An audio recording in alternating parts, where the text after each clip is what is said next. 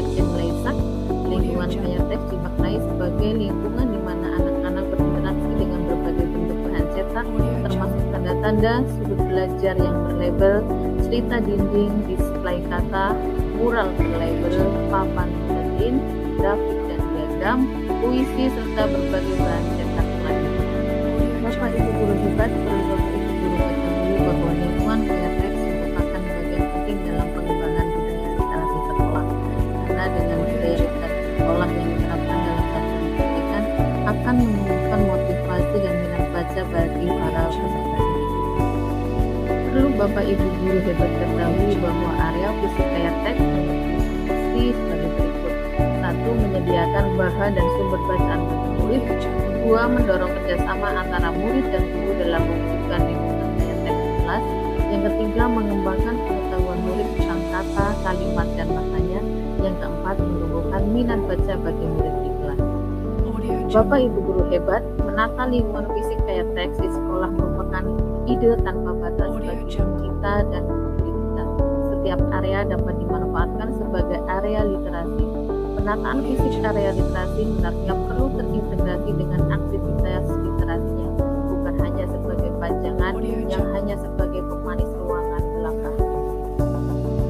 Bapak Ibu guru hebat, lingkungan sekolah yang dapat dimanfaatkan untuk mendukung kegiatan literasi di sekolah antara lain 1. Perpustakaan sekolah, 2. Ruang kelas, yang ketiga gerbang sekolah, yang keempat lorong sekolah, yang kelima kantin sekolah, yang keenam toilet sekolah, yang ketujuh tempat sampah sekolah, yang kedelapan UKS, yang kesembilan laboratorium sekolah, yang ke-10 taman sekolah, dan ada berbagai macam tempat lain lagi yang bisa dimanfaatkan sebagai area literasi.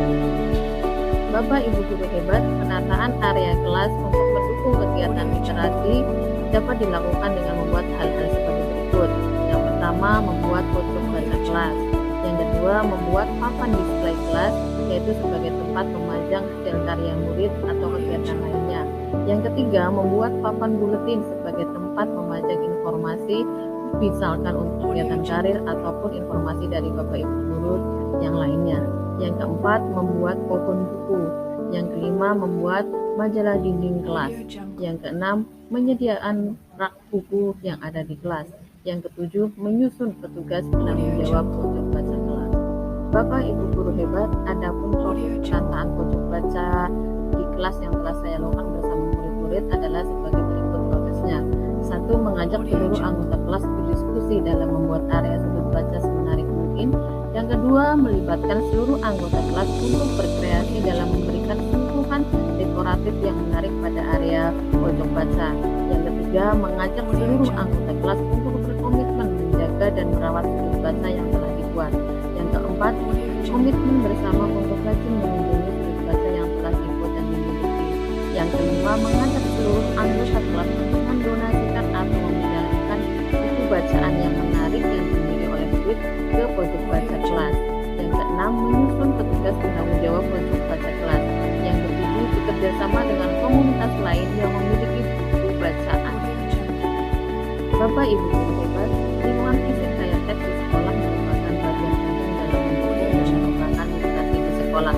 Jadi mari kita sebagai seorang pendidik membersamai murid-murid kita untuk membangun motivasi dan minat baca mereka